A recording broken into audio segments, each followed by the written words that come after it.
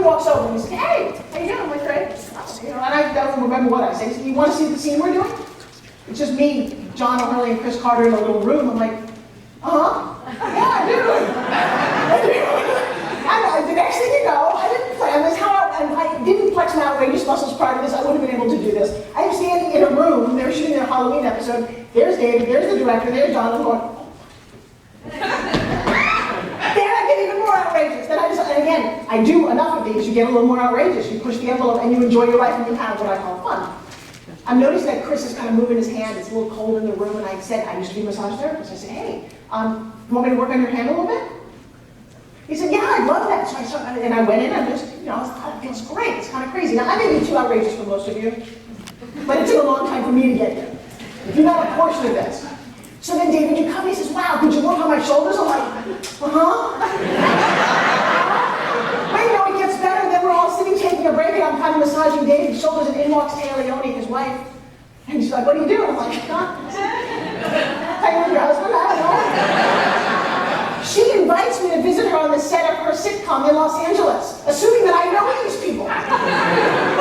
What was the outrageous thing I did? I just didn't go out the front door, I went out the back. And I went along for the ride. I challenge you today to do just one thing a little outrageous, something a little out of character. It gets your juices flowing, it gets the butterflies going, you remember that you're alive, and what's the point of being here if you don't have fun? The perfect pitch. This is a product that sold $1 billion. So how does this all tie back to the perfect pitch? When you have fun, people want to be around you. This is a man who was 14 years old, discovered that sugar was bad for him, changed his whole life, changed his pitch to the idea that I'm going to preach health and fitness. When I met him, he was 88 years old, little man wearing a blue little suit, and just walk up to you with energy and passion. I spent 8 years with this man, changed my entire world. His whole pitch was, if man made it, don't eat it. That's all he had. His other pitch was, are you married or are you happy?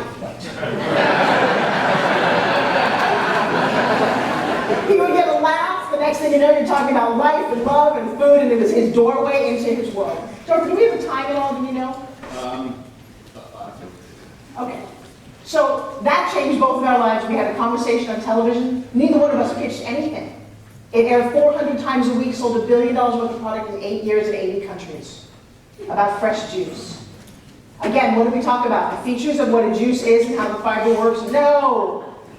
It's vibrant, it's full of enzymes, it gives you health and energy and passion. You put it in here, it gets all the juice out, more juice than any other juice you've done. The pitch was so easy and so much fun. And last thing, I'm going to share this with you, this is so cool. How do you get what you want in life? You Forbes it. Think about this one, it's in the dictionary. At least it is up there. What does it mean to Forbes something? A couple months ago, I'm giving a speech at Yosefa Island. I'm sitting with a group of women. And I had talked the night before about some of the wonderful things that I've had a chance to experience in my life because I do choose to live a little outrageous. And next morning we're at a raffle, and the woman says, wow, that necklace would be so wonderful to go with my outfit, I would love it. It's 100 people in the room, you never get called. They called her name. She turned to me and said, wow, I Forbes'd it. What does Forbes it mean? You simply manifest something you really want, especially when you have no idea how to make it happen. Forbes it. Think about things you Forbes in your life.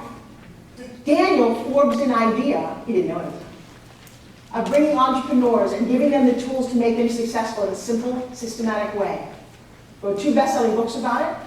It didn't happen. Nobody gave it to him. That was not his job. What have you Forbes in your life? You're all here because, and think about this, you Forbes something incredible in your life. You do the job that you're doing, you're with the person that you're with, you look the way you do because you had a vision and a dream for things. Even when other people said it wasn't possible. That's what it means to Forbes it. All right, talk about magician real quick. I want to do one quick little thing. I would like 6 people. See, I don't know the people, you can't not know me, you can't not know me, you can't. I just would like 6 people to stand up here, if you don't mind. Really simple. Just 6 people. 1, 2, 3. You guys don't have name tags on, do you? No. That's unfortunate. I would love you to have name tags on. Come on stage, it'd be a lot easier. How do we not know? Okay, so here's the thing. And you, my darling, I don't know you, but you're adorable, you've been smiling at me the whole day. Come on up. Hi there. All right, so tell me your name. Christine? With a K or a C? With a K. Christine. Let me throw that over there. Oh, you do. That's Christine, that is for you. Your name, my darling. Really? Yeah, I know. Stand up, man. Yeah, I know, Miss Kenny. I don't know you. Okay, I do know her a lot. You're going to stand over here reading my special guest. Tell me your name, sir. What do you do? Andrew. Andrew, what do you do, by the way? I own a film studio in St. Petersburg. Really? Yeah, how about that? Yeah. Wait, here's my number. Stand over there in line. Your name? Jonathan. Jonathan, what do you do? I interview entrepreneurs with severe emotional problems. Well, I'll give you my number, too. Stand over there if you would. What is your name? Amy Ummy? Amy. Emmy is my last name. Amy Emmy. What do you do? I'm an archery coach. Keep you on bullseye. Oh, okay, there you go. Some of my lesson worked really well. I don't think any of those had that pitch before they met me. Kind of nice. Oh, well, you're a guest. What is your name? Sandy. Sandy, what do you do? I'm a realtor. I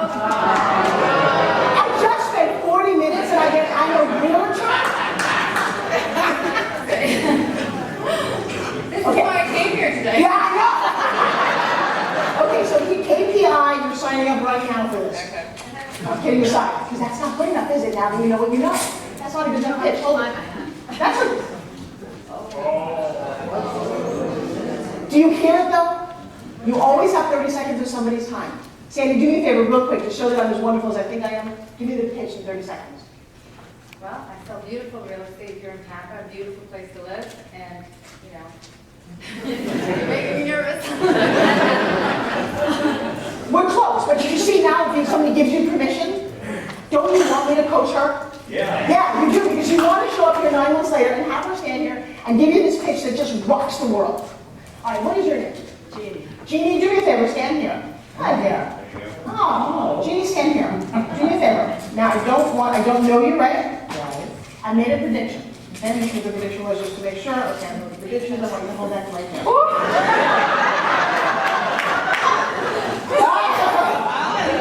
Okay, hold up your names so we can all see them.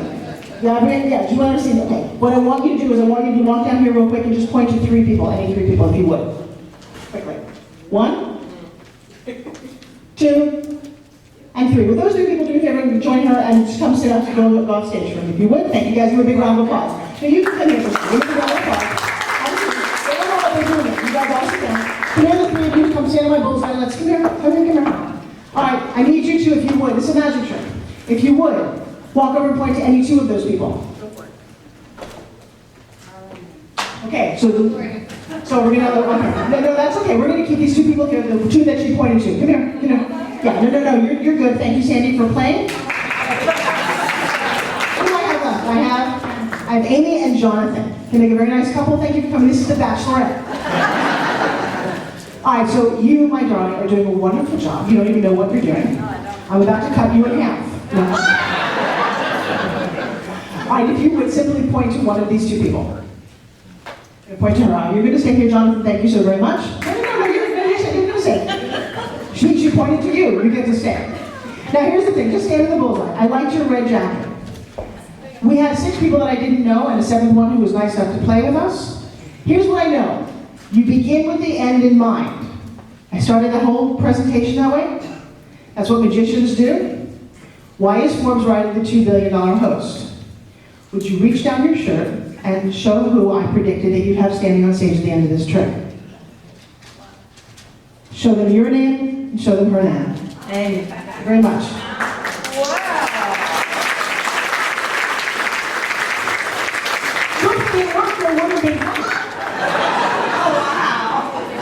I'm impressed.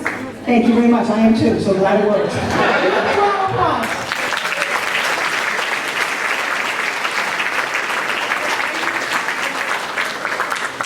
All right, so I think at this moment we have a Q&A, Mr. Topher? All right, I'm pretty much done. I think when you want to end on a high note, you show something incredible, you stop talking.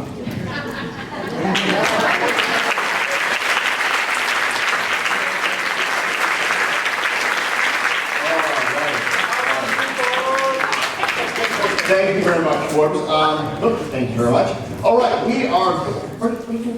Oh, I need my phone. My phone whistle. I just set it down over there. All right, oh, no, it's right here. All right, cool. So now we are going to do a quick exercise on pitching. So hopefully you paid attention and you're ready to practice your pitch. What is this? Oh, this is it. Yeah.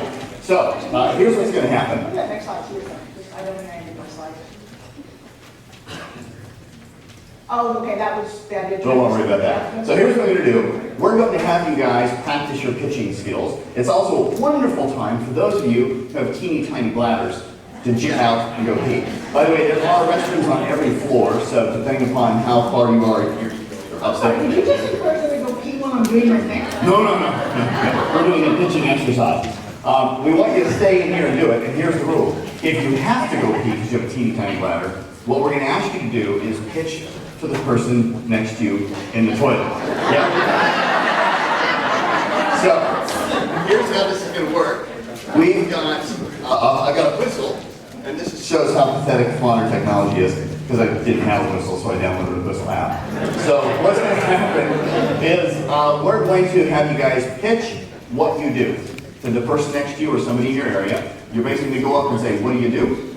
You've got 1 minute to pitch them. Oh, look at me, I'm a whistle.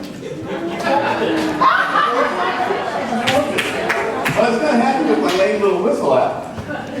I have to go.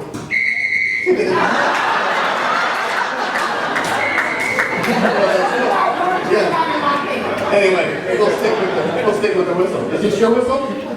It's never been used. Oh, okay. All right. So let's have 1 minute. Forbes Riley song, I'm glad you gave it to him. You will have 1 minute to pitch what it is that you do to the person next to you. When you hear the whistle blow, you will switch. And then when you hear the whistle blow twice, you'll find somebody else. Make sense? On your mark.